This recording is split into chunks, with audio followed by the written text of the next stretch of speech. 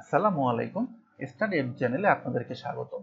আজকের পর্বে আমরা শিখব কিভাবে একসাথে এক্সেলে অনেকগুলো সেলের ডেটাকে আমরা রিমুভ করতে পারি। আমরা সাধারণত এক্সেলে কোনো ডেটাকে যদি ডিলিট করতে চাই, সেখানে ক্লিক করে আমরা ব্যাকস্পেস চাপি।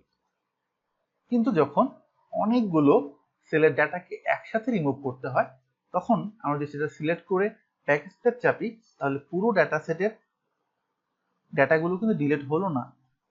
এজন্য আমরা যেটা করব, দুইভাবে করতে পারি, একটা মাউসের সাহায্যে, আরেকটি হচ্ছে কিবোর্ডের সাহায্যে।